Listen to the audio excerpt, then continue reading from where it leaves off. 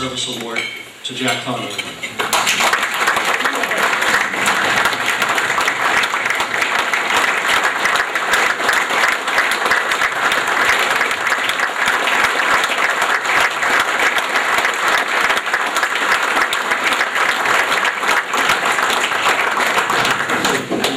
Please sit down. The Phillies are starting in another 25 minutes.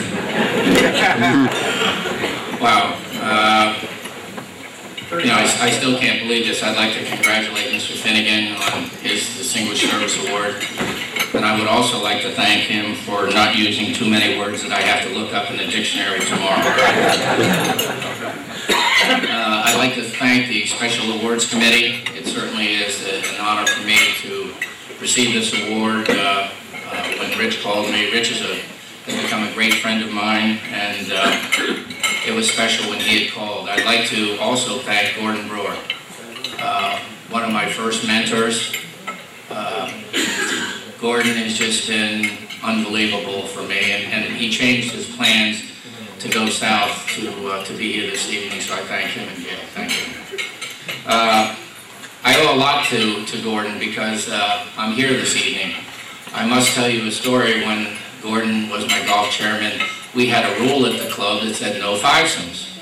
And Gordon teed off on the backside, and he was playing with David Brookerson and a couple of the other players, and me being the smart aleck pro that I still am today, I got in my cart and I got a pencil, and I got my pad, and I went up to him and I said, could I get your gentleman's name so I can give it to my golf chairman, because I know my golf chairman wouldn't play in a five, so he asked me to tell everybody else they could only play in four. I sweated bullets for 2 hours on that backside. I thought I was going to get fired. I can remember the morning that Rich called me. It was special, and I was speechless, as hard as it is to believe. And the way he broke it to me was kind of unique. He said, you know, you had been nominated for the Distinguished Service Award. I said, wow, that's great. He said, yeah, but you didn't win it. I said, hey, that's okay. You know, just being considered is special from an allied association. And he had said that the executive committee thought it more appropriate that I win this most prestigious award. He also told me that every one of them had a Jack Connelly story, which I find hard to believe.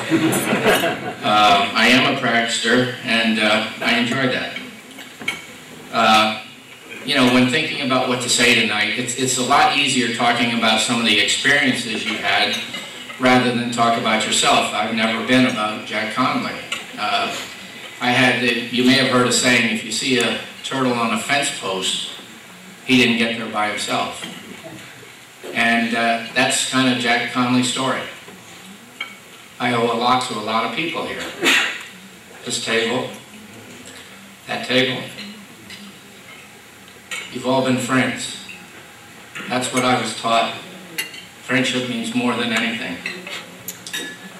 I can remember, I've been lucky in golf all my life. I'm more of a jock than I am mechanically inclined. I can remember when I was a kid, my dad used to say, who wants to help? And every now and then I'd say, I do, and he'd say, no, that's okay, I was hoping your brother would beat you too.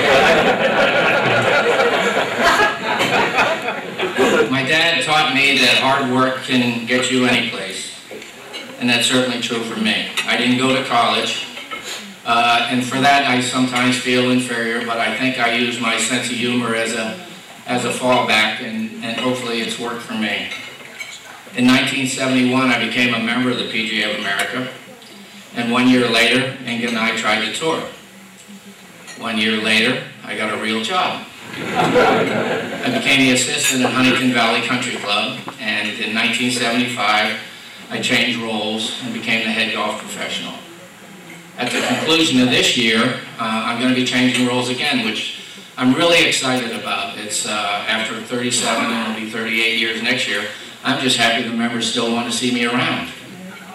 And I'm going to be doing the outings because I enjoy people. I've developed great relationships. And I'm going to teach 1 or 2 days a week, and I'm going to play. I love the game, and I'm going to play. I got involved in the political side of the PGA because after playing the tour. I played in some of the local section events and didn't necessarily like the direction that we were going.